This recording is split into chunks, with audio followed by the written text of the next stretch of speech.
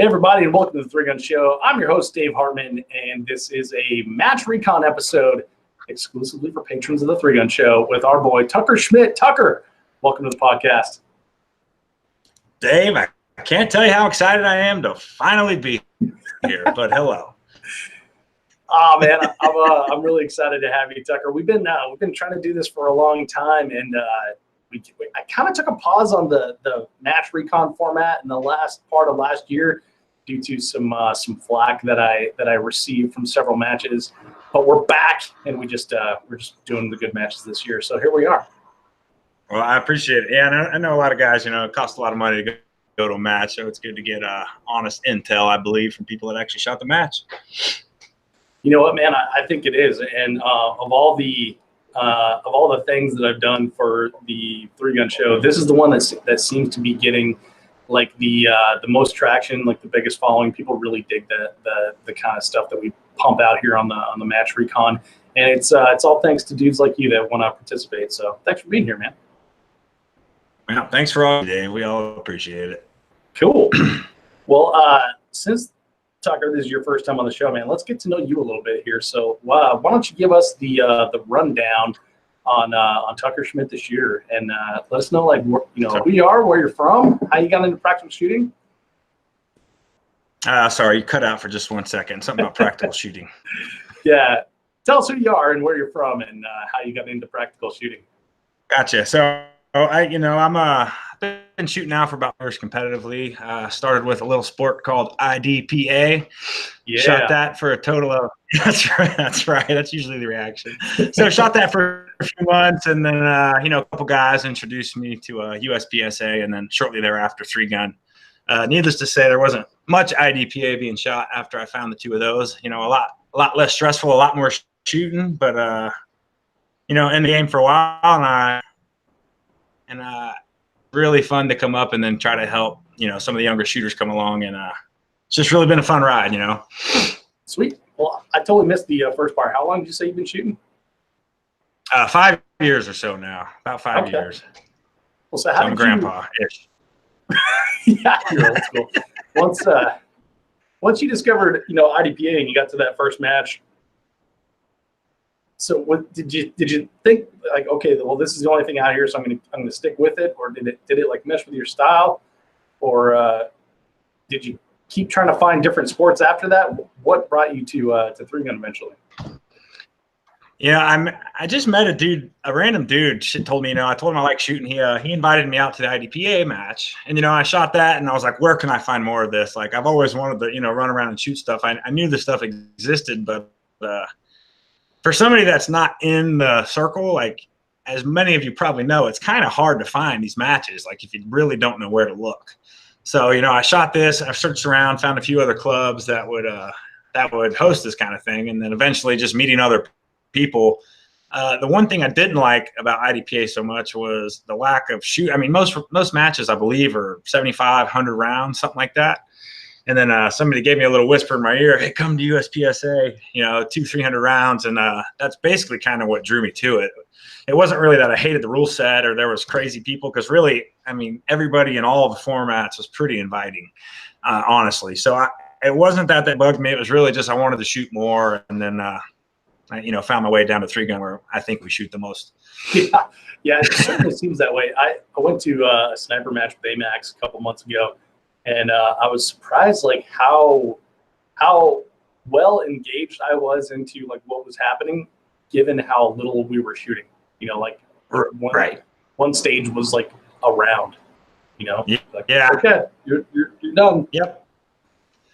Yeah, I recently shot my first one. I think it was February or March, the Bushnell Tactical Elite. We had the same thing, one round, and I did love the match, but it was very low rounds, but I still did enjoy it. But we had the same thing, one stage, sit there on the target, one round, boom. Okay, and that was your stage. was pretty funny. Yeah, it's interesting when you like your context is like a 3 Gun match, and then you go to something like that. But I'm surprised like how well engaged I stay. Like I'm not like trying to check out and like, oh, this sucks.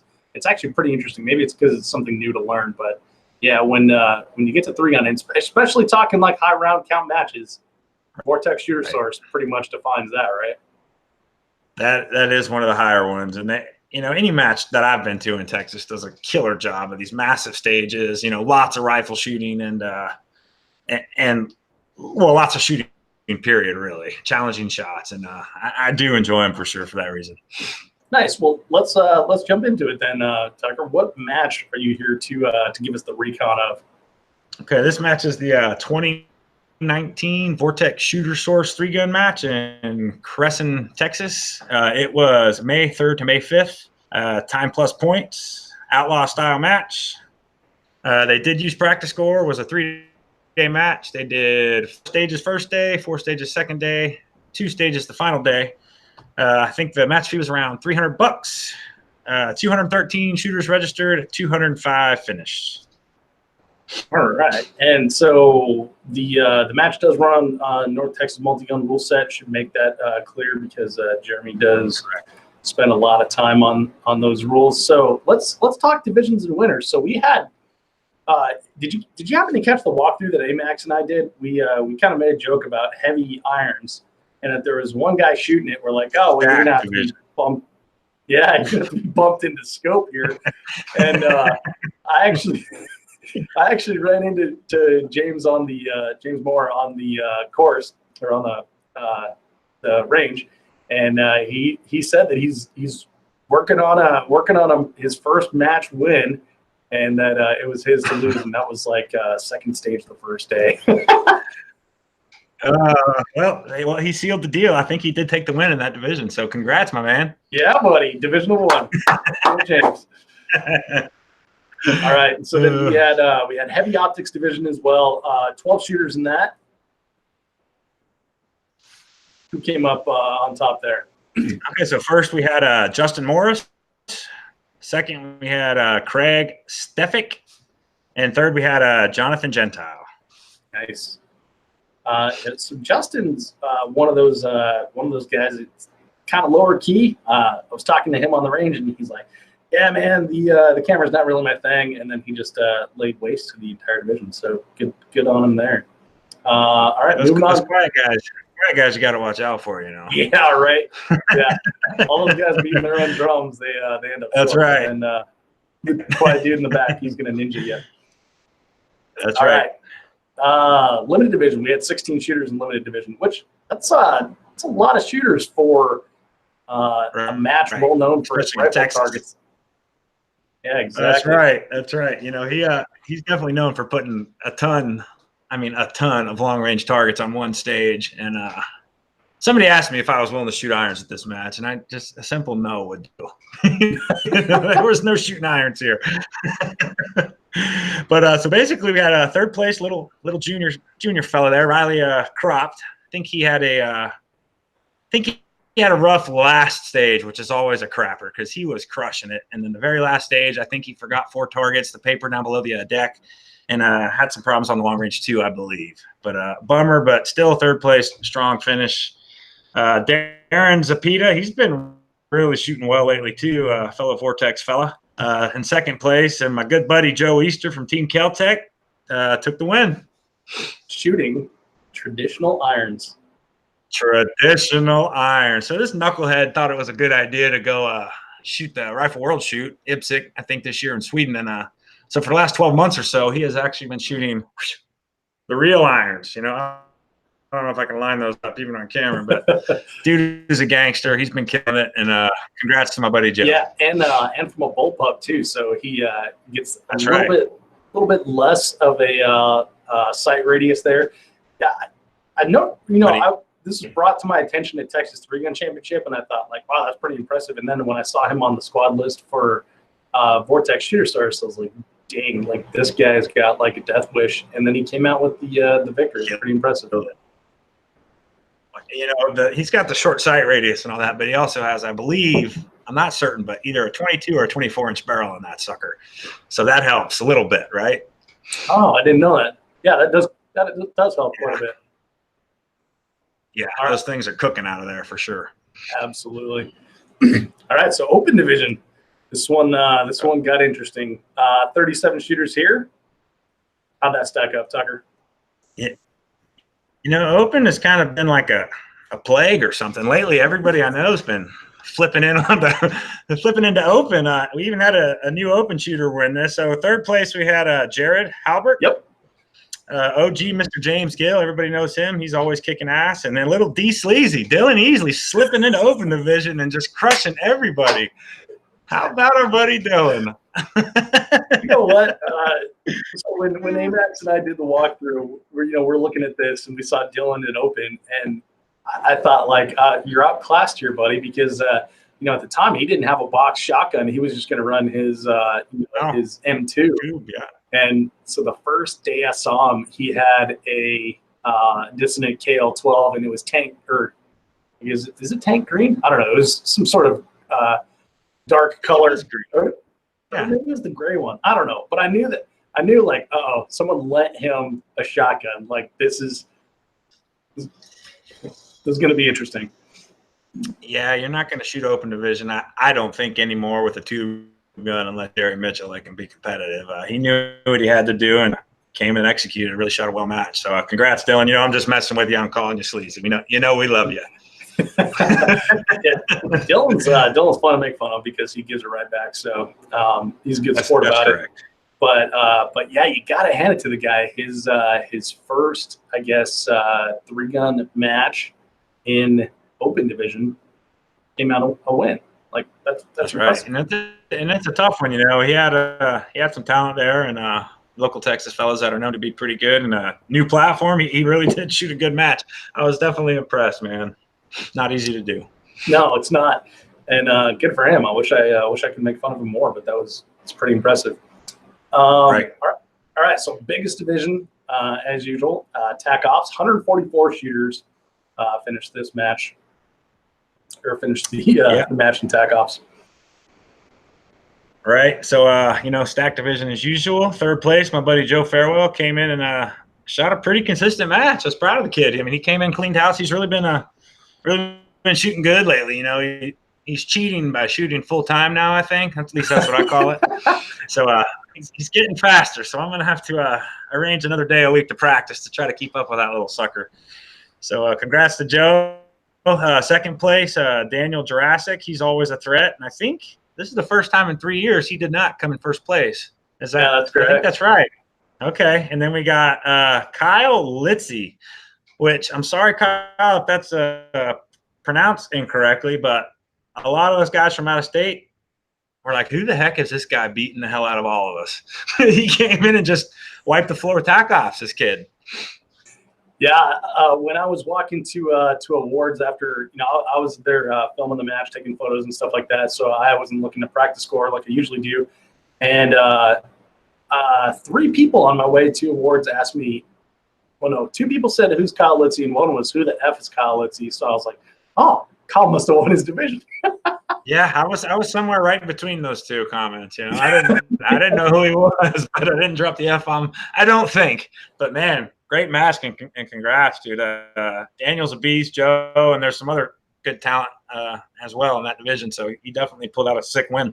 Yeah, I mean, TAC Ops, pulling out a win in TAC Ops is no easy thing at any time, but especially this match. And when you kind of consider the last few years, Daniel Jurassic has been taking it home, and you think like, oh well, maybe this is his match, and he's got That's it what here. I thought. Yeah, and then Joe Farewell, like you said, practicing 100% of the time. Super hot. I think he moved up 15 spots from his finish last year, which is amazing. Yep. But yeah, Kyle Litzy's a California shooter. They have rifles? Yeah. I think he has to leave them in a locker on the border, I think. Okay.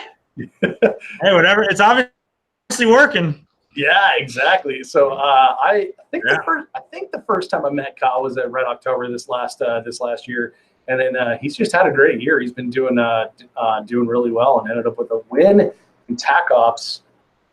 Worked that shooter source. Yeah, I'm jelly. So hats off to him. Yeah, congrats, dude. I'm jealous. Maybe next year. Yeah, I feel good that we mentioned him in the walkthrough there, because I saw his name on the list here, and I'm like, oh, nobody's going to be looking for Kyle, so we got a good matchup here, and he pulled it out. pretty amazing. It's really impressive. Well done, Kyle. There's a lot of folks that know who he is now for sure. Congrats, my dude. Absolutely. All right. So other shooting opportunities. We had a night match. Tucker, did you shoot the night match? I didn't have a lot of intel on that one, so I figured you were there. You can give us the spiel. Yeah. So Brian Corey came in and set up 4 bay stages for the night match, and it's kind of interesting. The night matches that I've shot in the past have had some sort of like ambient light, or they'll be like red or blue or purple lights that are kind of off on the sides, like maybe they're pointed at the bays, and you can kind of see the targets, and then your weapon lights help you. This was just pitch ass black.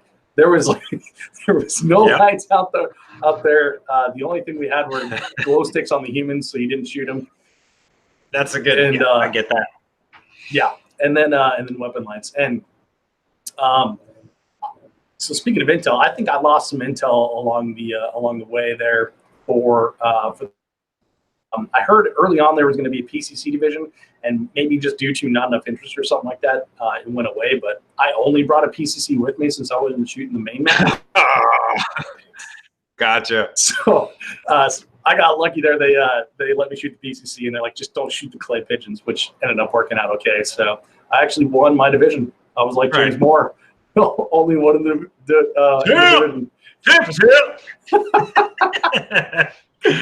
So I've only shot one other night match out there at Surefire, and it was the same way. And if you've never done it before, I definitely encourage you to try to find one, because it's a cool experience. It's way slower, but freaking awesome. And I tried to make this one. I'm just old and tired these days. I was probably napping. Yeah. Well, I tell you what, I didn't get back to the hotel till like 2 a.m. And then I had to be on the stage the same time as the shooters. Luckily, I didn't have to shoot, but I was so dog tired the next day. Yeah, I'm too old for 2 to 4 hours of sleep at night. Trying to perform. Well, yeah, and then try to perform at a match. There was a winner of the main match I want to recognize, but I'm having trouble pulling it up in practice score right now. We'll do that at a later date. All right, so Tucker. Yep. Vortex Shooter Source 3 again. Oh, we should also mention that there was a pre-match banquet with Random Draw prize table. That was good. They had tacos, which is awesome. Yeah, those tacos were pretty good. So what they did, they kind of changed it up a little bit from their previous years. They did like a random draw style prize table pre-match. So everybody got there. Everybody comes Thursday, the day before the match, to kind of walk stages. So later that evening, you got everybody together, at least most of the people. I think we're all there. And they you filled out some tickets. You dropped your tickets in the bucket. Everybody got 6 tickets. You dropped it into the buckets of the prizes that you wanted to win. Everything was laid out. And it seemed to be okay. The system, the only thing that I didn't agree with, just being honest, is some people won 5, 6, 7 things.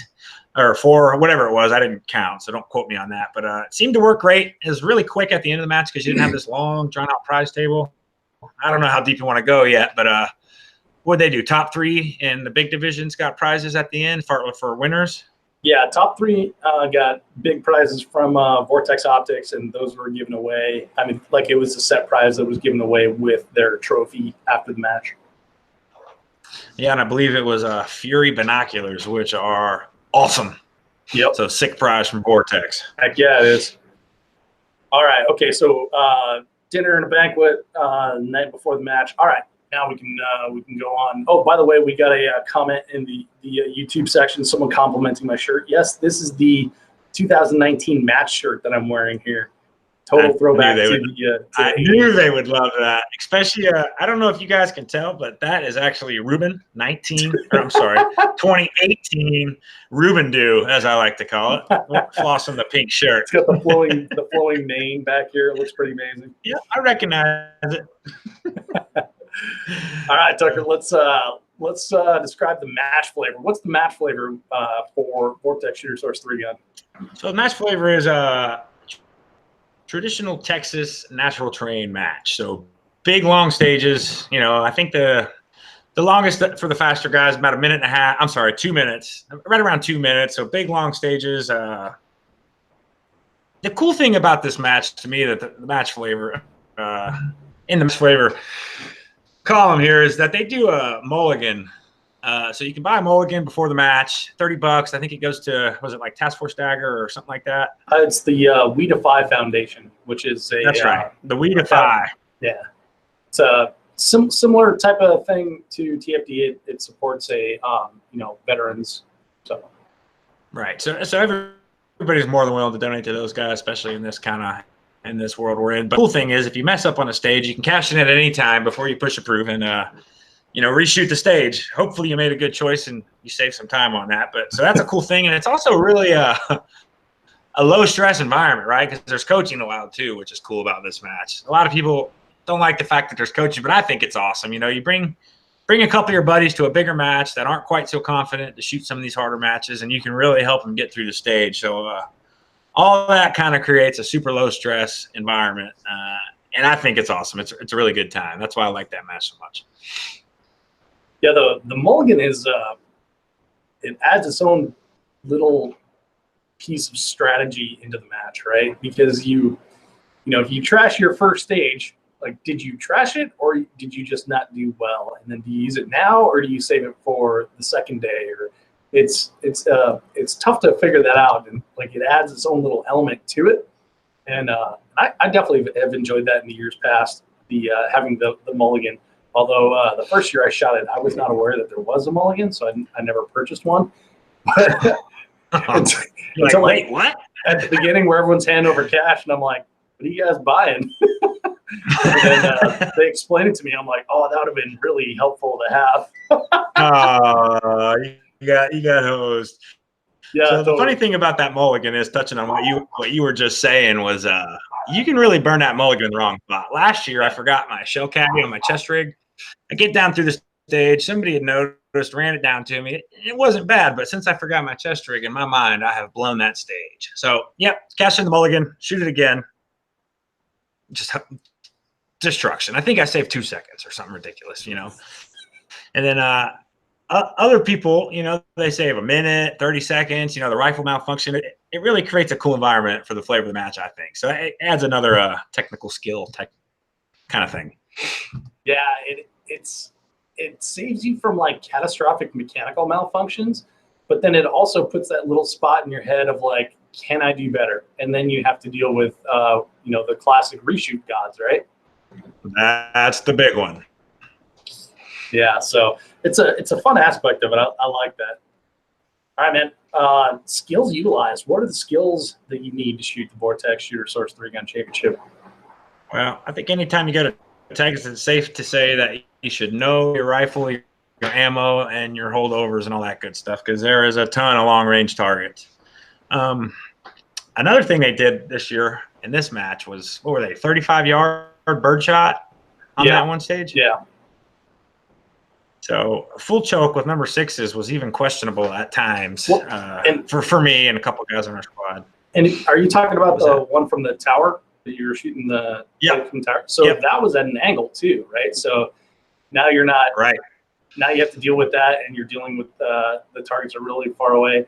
I was really surprised to hear people's choke selection on that, because I was over there shooting video and stuff and asking people, because like as I was walking up, I'm like, where do you shoot those plates from? And they're like, oh, you shoot them from up there. I'm like, oh, okay, that's that's a full choke. That's legit. Yeah. Right. I immediately thought, so what were you hearing? A full choke. And guys were like, oh, I got a light mod. Like, light mod? Like, are you kidding me? Not close. No. So I saw several mulligans used on that one on the very first stage of the weekend. So yeah, I believe it. So the interesting thing about that stage also, as far as skills utilized, was so you had those plates that I didn't laze them or walk them, I'm guessing 30 to 35 yards for the most part. So after you shoot all those plates down, then you have what, 3 birds to shoot, flyers? Yeah. Yep. There's a lot of people getting hurt feelings, myself included, on that stage for missing birds, shooting a tight little pattern at those suckers. And outside of that, sorry, I didn't mean to cut you off there. Are you saying something? No, man, I was going to agree with you that so you're dealing with like needing a really tight pattern for those heavy plates, and they were set heavy. They were not, or one of the poppers was set really heavy, and it wasn't heavy. Yeah, it wasn't like they were easy. Like I saw guys double tapping them with a full choke, and then it was just kind of like eking over. But then it, tossed a couple clays in the air. You had a clay thrower on a stomp pad activator. So then those, you're swapping from like really hard aiming, knocking plates over to now you're like trying to get birds with that same choke, and then you throw in 4 slugs, right? So now it's like, have you ever patterned your slugs with a full choke? Oh, you know where that hits. And I heard that it must be more than 15 times. You're going to shoot slugs through your full choke? I'm like, yeah, shoot slugs through all my chokes. So apparently a lot of people, that was definitely their first time and thought it was going to, be some magic voodoo or something that happened. But it does fine. I mean, I would definitely do it beforehand before you get to a match, just so you know, in case it happens. But it shot fine, and it was funny how many people thought that was going to be a huge deal, Yeah, I've experienced that before. I've actually experienced that before with people like, is it okay to shoot through a mod choke? Like, I hope so, because I just did, Right. Do it all the time, yeah. Yeah, I would. So on a tube-fed shotgun, ask your gunsmith, but I certainly wouldn't hesitate to shoot slugs, especially low recoil slugs, 1350s or 1200s or whatever it is, through a full choke. It's never been a problem for me. Nope, myself either. And then, so outside of it, that's the thing. So they had super long slugs, I believe, out to 100 yards or so. Lots of slugs. Well, actually, there wasn't too many. What was there, 10 required or something like that? Does that sound right to you? I forget. That sounds about right. Okay, so roughly around 10 required, and then lots of long pistol shots as well. One thing he does is that I thought was pretty slick was uses mostly pistol steel for the majority of the part at the end of the stage, right? So while you're shooting steel and maybe shooting a rifle at the end, everybody else is reset and ready to go. And I was pretty stoked on how smooth the match ran the whole time. I mean, every time we got to a stage, it was half hour, 45 minutes early, and I think that was largely due to those challenging pistol shots, which were steel, which of course there's no reset at the end of each stage. So I thought that was pretty cool. But those out to 100? Yeah. Those that match is like notorious for that, and so you've got like 100 seconds of shooting on the clock before you get to those long pistol shots. And so, yeah, exactly. Trying to wing those steals with a 9mm. So right, yeah, that's definitely a skill that you need when you come to this match. Like slugs, long range rifle for sure.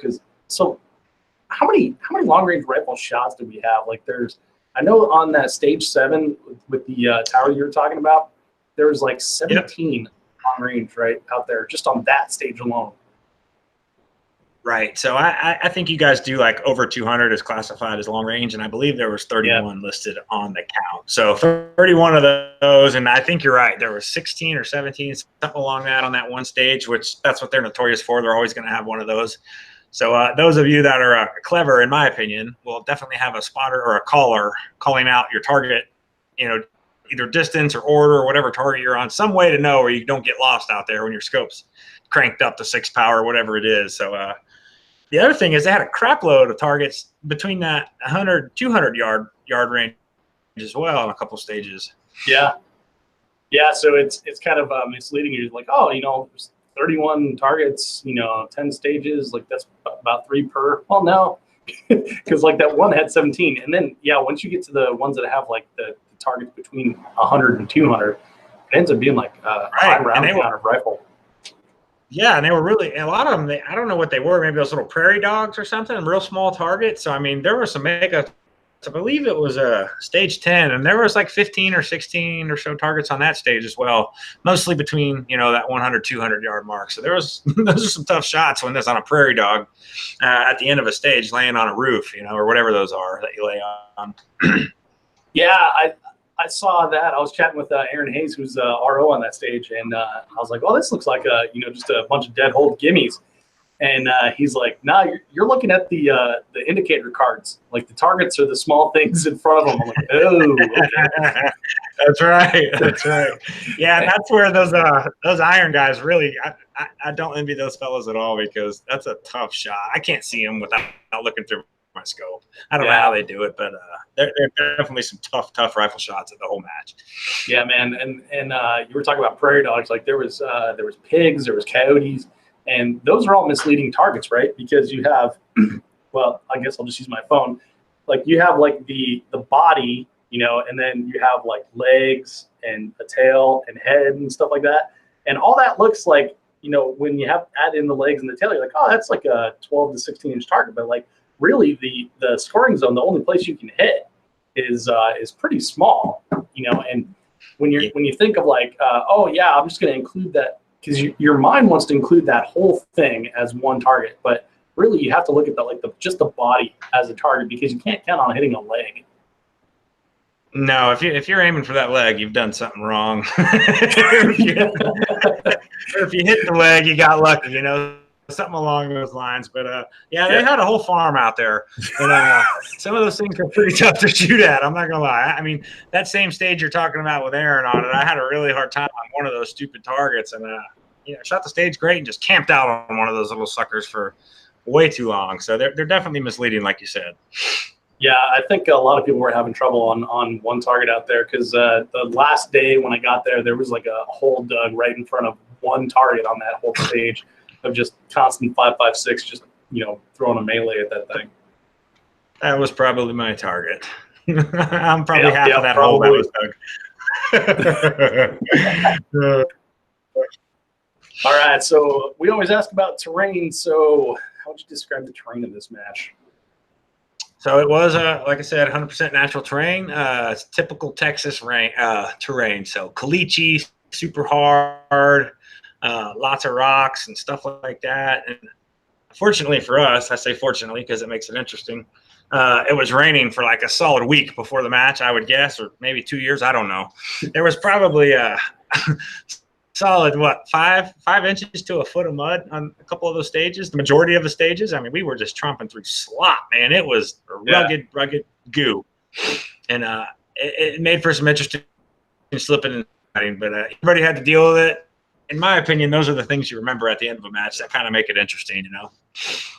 Yeah, man, it was definitely interesting to watch people managing the mud. Like, it was definitely something that had to be dealt with. It wasn't just like, oh, some people were affected by the mud. It was like everybody was freaking affected by the mud. It was pretty incredible. And it was just like absolutely everywhere. And it was gear, it was slipping, it was sliding, like it was absolutely everything.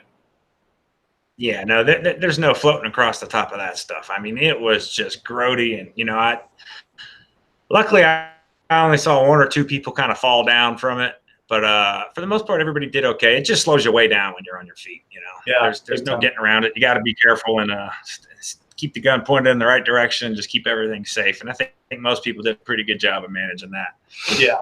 Well, and then when one thing I noticed is that when people get to like climbing a ladder or going in and out of a bus or whatever, like other man-made obstacles that are out there on the range, they want to go fast because they're out of the mud, but they forget that they've got mud all over their feet. And so now it's just like even more slippery. So I saw some people almost fall off a ladder a few times, trip going upstairs and stuff. So it's something that's like constant that you have to be cognizant of.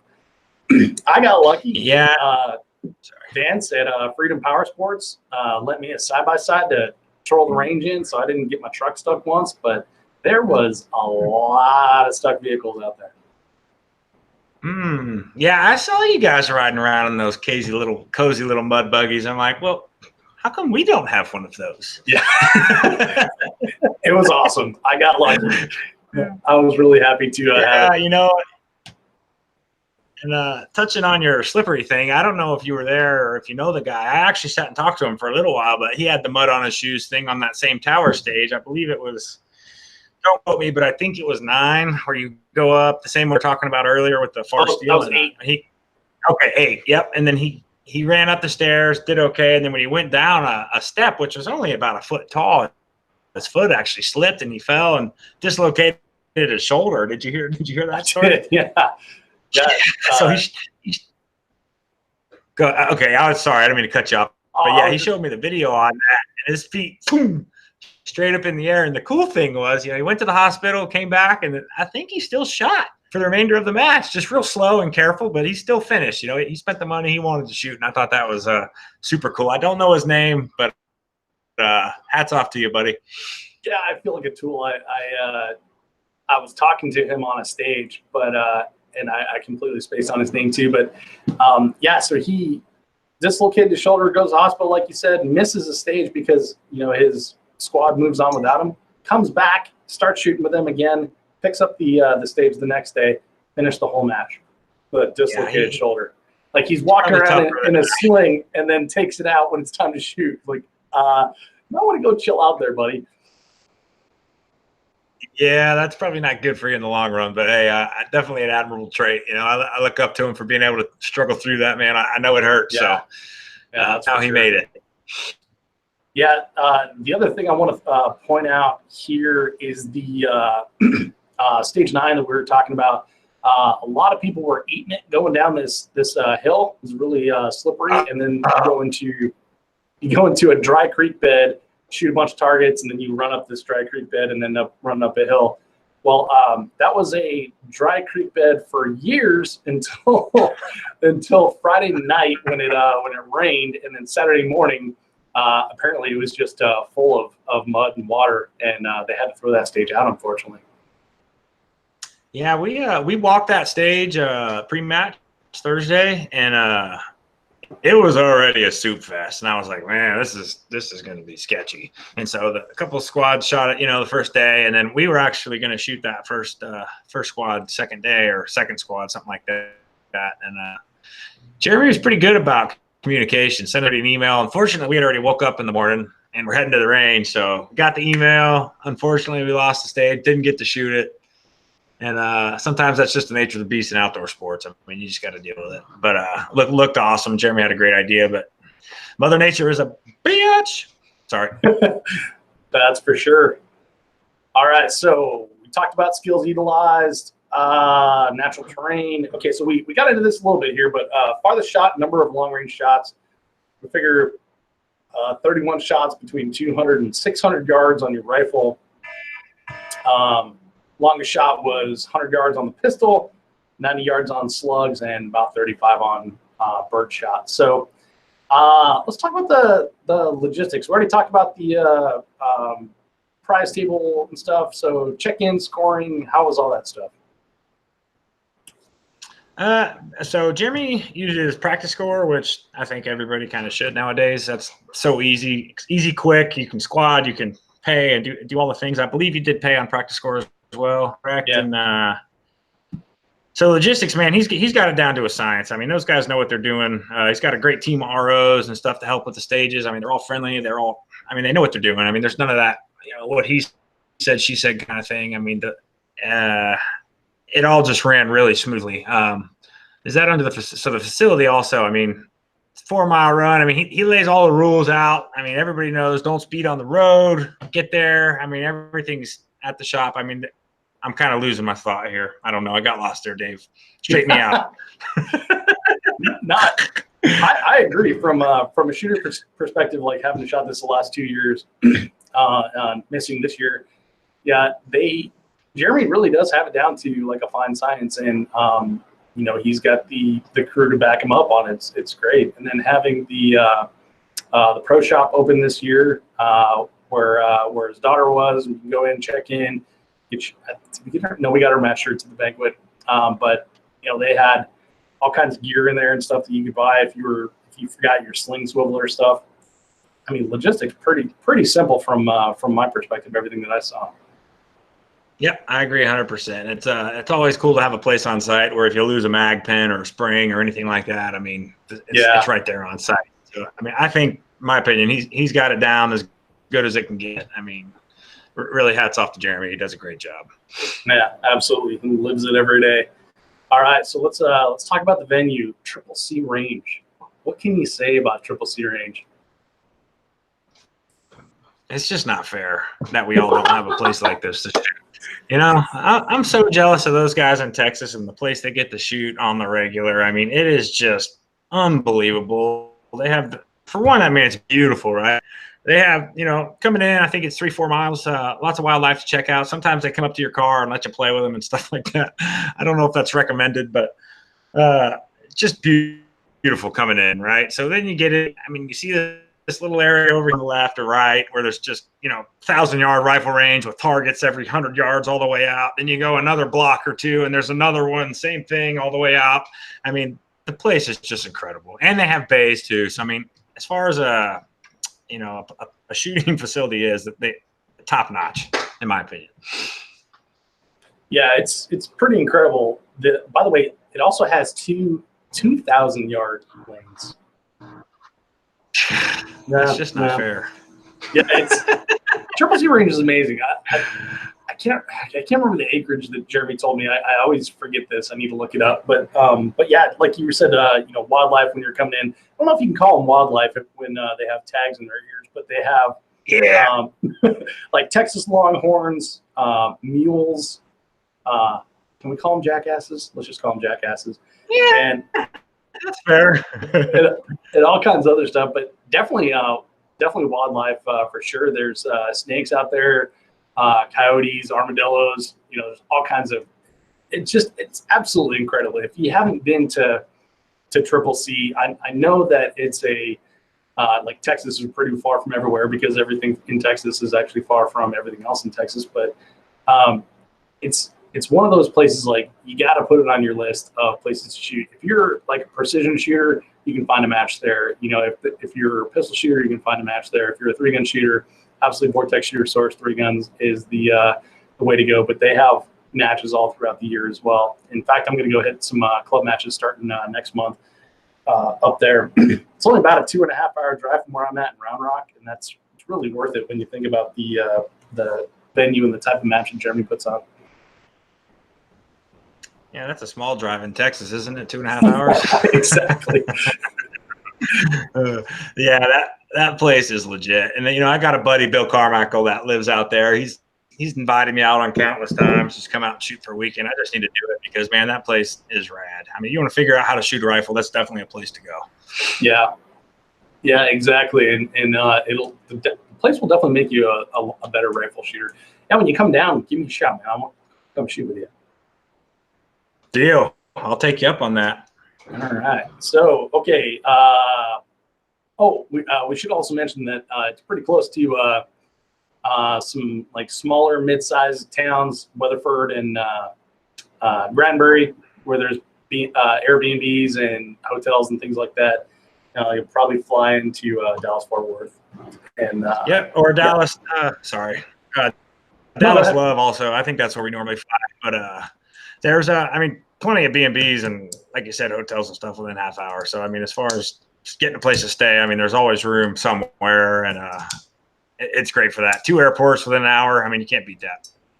Yeah, and there's several lakes nearby too. So if you've got like a group of friends that you're going with, I would highly suggest the VRBO or the Airbnb, and go ahead and get something on the lake there, and you won't be disappointed. That's exactly what we did. I mean, we crashed on the lake, and it was legit. I mean, the deal is it's usually way cheaper to do. Yeah. You know, you get 5 or 6 buddies together, and you crash in a sick house for the weekend, and just kind of barbecue and enjoy it, you know, and save money. Yeah, it's incredible that you can save money and live like a better lifestyle than you live back home. Right. Right. All right. So you have in here that he sent out a matchbook as well. Yep, I did get a match as well, and it was pretty accurate. You know, he didn't do big crazy diagrams, which I don't think you need to do anyways. I mean, as long as it gives you the basics of the stage and the round counts, you can kind of get a good idea off of that. So, yeah, like I said, man, he's on it as far as that stuff goes. All right, so that rounds out pre-communication. All right, so how was the staff? And I kind of touched on this a little bit ago. I honestly can't think of a time where a staff member at this match has really given anybody a hard time. They understand there that it's customer service. You are the customer as a shooter, and I really think they step out of their way to go above and beyond to kind of help you have a good time, you know? Yeah. So I think they were really, really awesome there. Well, and I think that that flows down from Jeremy. Like, you know, that he and I have spoken several times on the podcast and off. That's just like his philosophies. He knows these are entertainment dollars and people can spend them anywhere they want. So it's cool to see that the culture he's built at North Texas Multi-Gun and at Triple C have, you know, permeated into the match as well. I saw a lot of smiles and people having a good time with ROs, even, you know, wearing muck boots and sliding around and tromping through, you know, 8 inches of sludgy mud throughout the entire weekend. So, I mean, that's cool to see. It sure makes the match a lot funner, especially when you're dealing with crappy conditions, right? Like I can think of a handful of times where, you know, we're basically playing practical pranks on the ROs, and then they're doing it to us, you know, maintaining professionalism but, you know, kicking back and enjoying it as well, you know. So that definitely adds to the match experience, in my opinion. Definitely fun. Absolutely. All right. So what's the fun factor? We usually call this one the Dave factor, but we'll call this the Tucker factor. The Tucker factor. Tucker That's factor. got a nice ring to it, Dave. Much better than the Dave factor. I've got to be honest. I totally agree. Fun factor of the match. So the fun factor, I guess that would be like random things that were fun at the match, correct? Yeah, I mean, did you enjoy the match? You know, this is really subjective. So this is like your perspective overall. You know, if you want to break it down into like oh, this array was cool and this array wasn't, feel free to. But if you want to break it down into like an overall match experience, do that too. But just what was your perception of the match, and what was the fun factor? Was it like fun factor was here or fun factor was here kind of thing? I'd say, you know, that match, I've been there the last 3 years. It's pretty similar within a, you know, with the exception of a couple simple things, but I always love that match. I mean, it's a challenging match. It's going to challenge the best shooters and be, you know, good enough or, you know, simple enough per se for the you know, the novice shooter to come in and have a good time get through the match with coaching. And, you know, I brought some guys with me that had never been, and they loved it too. But I mean, the challenging shots is what I kind of like, right? Like, I love the burner stuff, and that's one thing I caught it was kind of maybe lacked it with some rifle burner stuff. But that being said, it was muddy and crappy out, and pasting and that stuff is just a pain in the butt. So I really did enjoy myself there. I'd say the fun factor was definitely high. I'll be back again, you know, like the challenging rifle stuff is what I live for, because here in Florida, we, you know, at every match we have 1 or 2 stages that are challenging like that, maybe in a match of 10. I mean, this match has what, 4 or 5 long range stages every year, and yeah, I definitely appreciate being able to do that. Nice. So yeah, I mean, so I enjoyed it big time for sure, and I'll definitely come back to it. Very cool, very cool. I'll give you the fun factor on the night match. So I totally understand where you're coming from. Of like, you know, I find it difficult to do things in the morning now when I've been staying up till 2 a.m. as well, and that's probably like a function of age. But I had a great time at the night match, and the night match was like super relaxed, which is kind of weird because like you can't really see what's going on, but you're just like telling jokes, having a good time. Eventually, they, you know, brought in some music, so we're listening to music on the stage while we're shooting and everything. We just had like a good, relaxed Texas time. It was a lot of fun, and it's good to hear that you enjoyed the match as well. So it's you know, it's kind of incredible. Like I feel like when the challenge goes up, like my enjoyment of the match goes up. Do you feel like that as well? Like something has to be difficult for you to enjoy it? I think to an extent, I really do like the challenging stages and stuff like that, and harder shots. And I think it's a marksmanship challenge, these matches we're going to. And I think if you don't challenge marksmanship, then you're missing the point. I know a lot of people don't like that. A lot of people like just, you know, hoser, go fast. You can, you know, land the fastest in the drag race too. I kind of like a good mix of all of that, you know. So I thoroughly enjoy the harder stuff. I know that may not be the most popular opinion, but I definitely do. So I think you did a great job with stage design, in my opinion. Yeah, I like the hard stuff, kind of. That's great. Well, I think harder stuff makes for better shooters as well. So, you know, there's been times where I've walked away from the stage just like, you know, so upset, like I'm gonna quit. I suck at this. I don't even know why I'm out here. Everyone thinks I'm an idiot. And then looking back on like those times, those were really easy challenges. So, or for Dave in 2019, right? So now I would just look at those as like chip shots.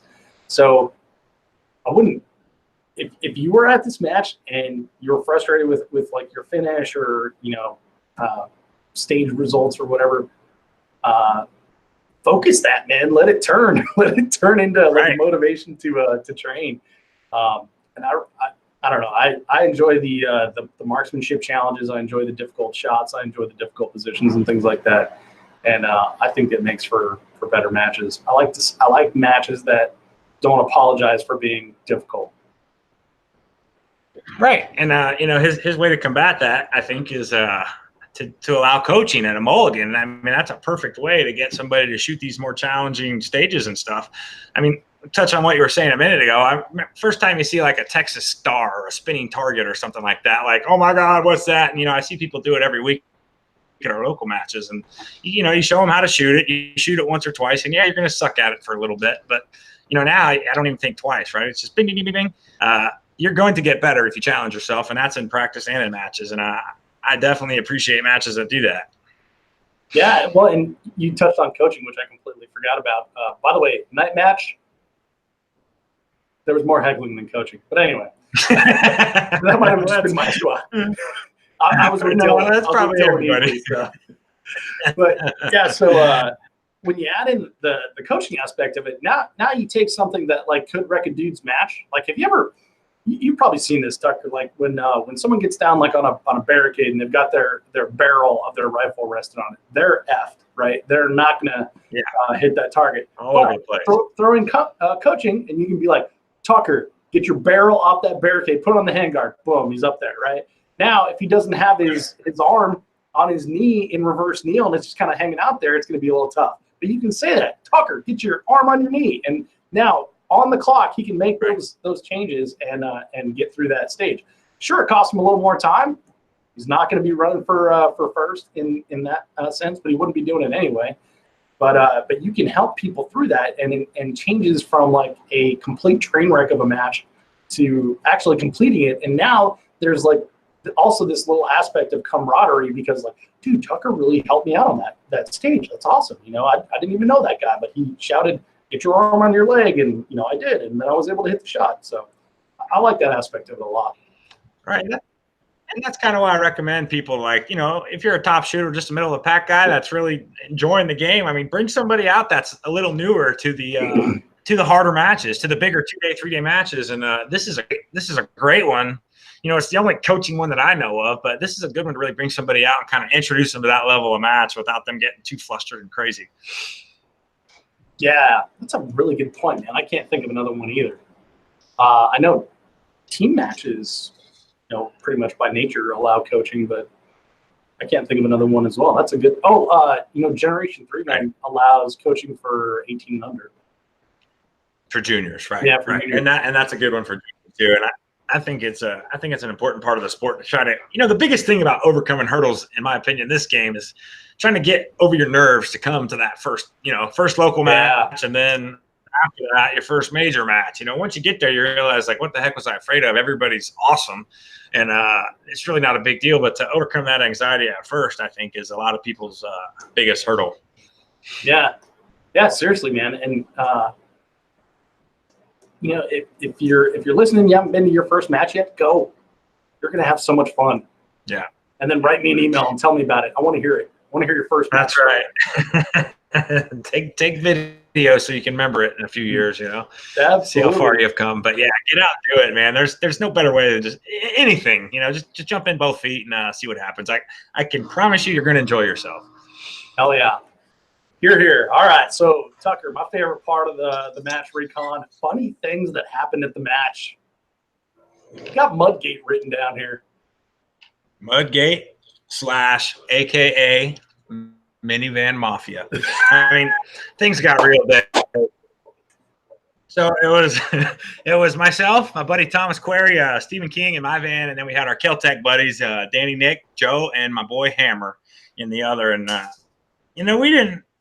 I don't think we checked the forecast too well, or if we did, we didn't pay attention to it. But we got a couple of minivans. So there's two of us dodos driving around the range in these grocery getters, soccer mom style minivans, and we saw trucks and stuff like that, big 4x4 trucks getting stuck. We're like, we can do it. Let's do it. Let's go. So, this worked, a day and a half into the match. Like, minivans were getting us where we needed to go. And all these guys were like, how'd you get that van back here? Well, because it's boss. So we got the minivans back to most of these spots.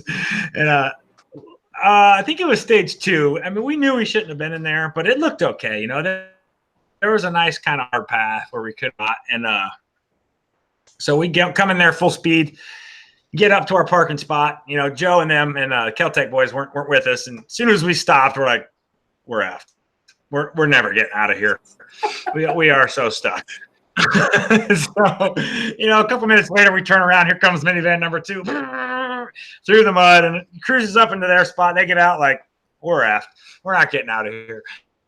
So, sure enough, let me pause you real quick and paint a picture for the audience that wasn't there. So we're not talking about like mud. We're talking about cow pasture. We're talking about like ranch pasture, virgin untouched ranch pasture that has been rained on for a week, 2 weeks in a state that already has like a really high water table.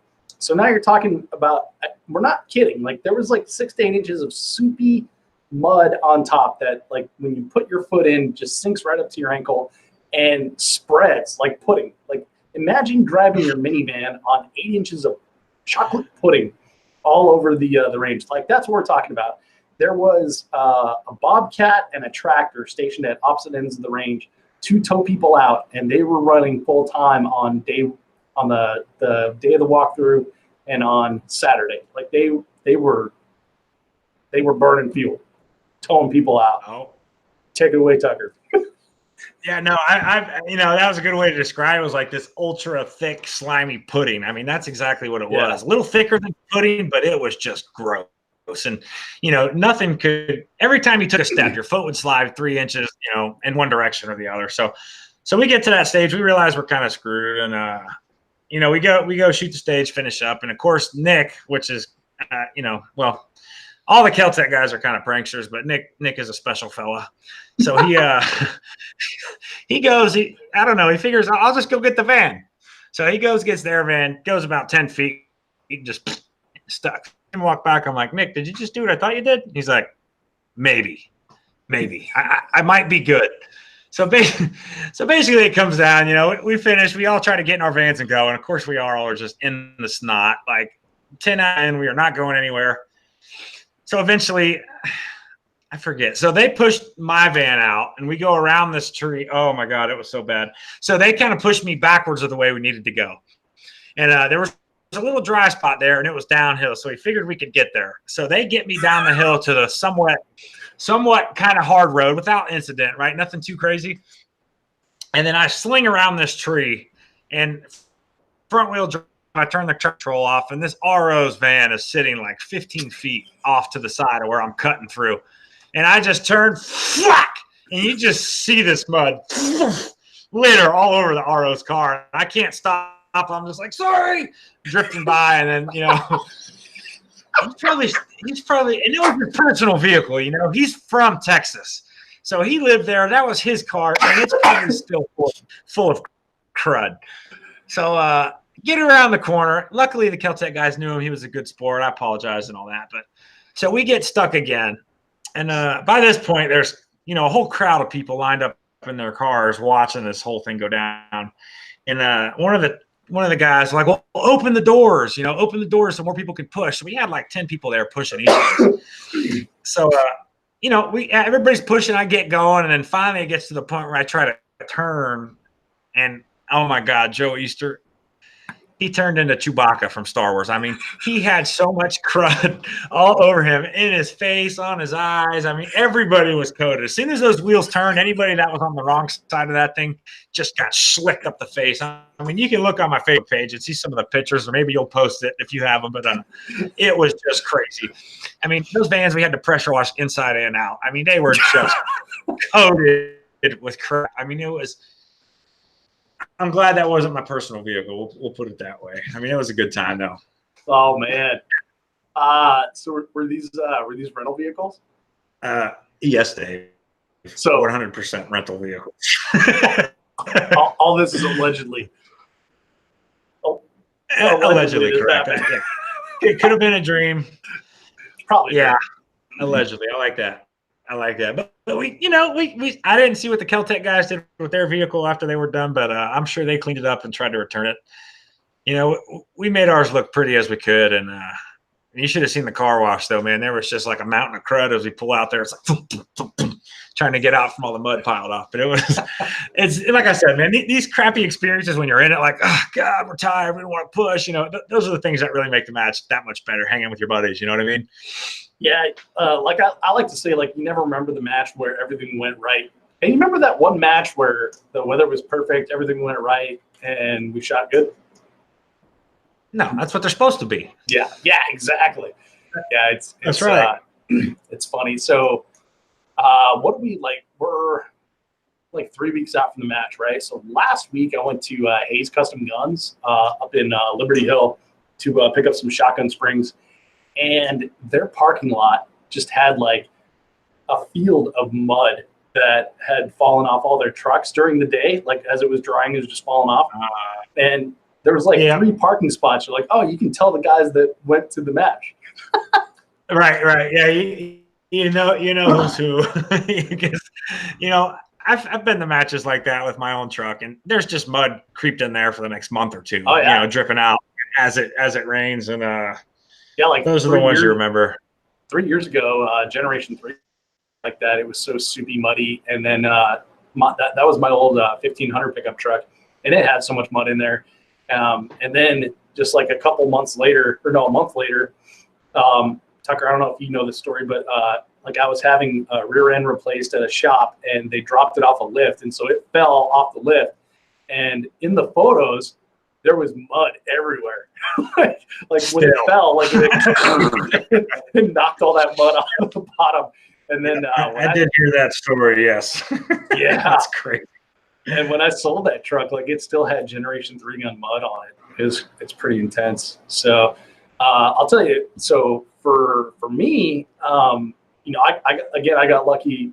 I got a side-by-side, Freedom Power Sports. Check them out. All your power sports needs in DFW.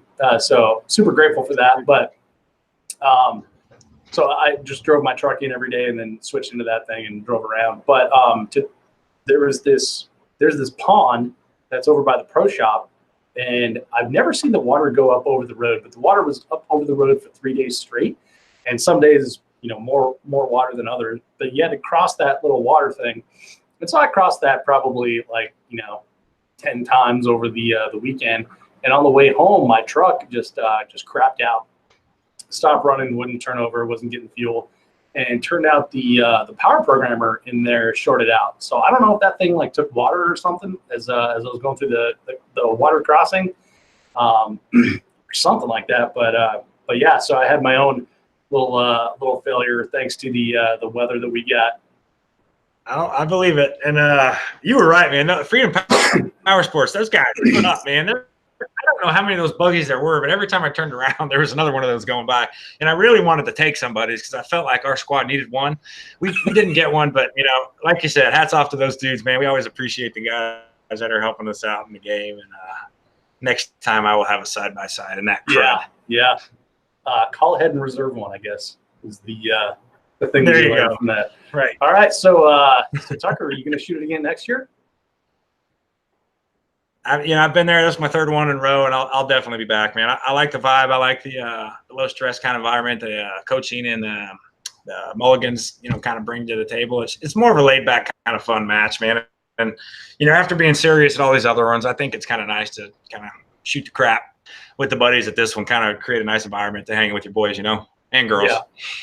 Yeah, I dig it as well. It's one of my favorite matches of the year, and there's like 3 that are on my like private do not touch list, and this is definitely one of them. So I love to shoot this match and get to shoot it this year. Got to shoot the night match, got to be a part of it, so that was great. So Tucker, anything you want to add to your match recon? Man, I kind of think we wrapped up pretty good. You know, big thanks to Jeremy and of course Vortex Optics for being the sponsor. We really appreciate companies like that do the most for our sport. You know, Vortex in particular, I don't think I've been to a match that they haven't sponsored. So if you guys need some optics, definitely, you know, show them some love, check them out, and my man. All right, well, so that wraps up the match recon for the Vortex Shooter Source 3-Gun Championship as given to us by Tucker Schmidt. Tucker, thanks for being a part of the show, man. Appreciate having you here. Dave, I really appreciate it, my man. If you ever need anything, feel free to reach out, my dude. I really do appreciate it. Right on. Well, thank you for that. And for everyone listening, we appreciate you hanging in here with us, and hope to see you at Vortex Shooter Source 3-Gun Championship next year, and we'll see you on the range.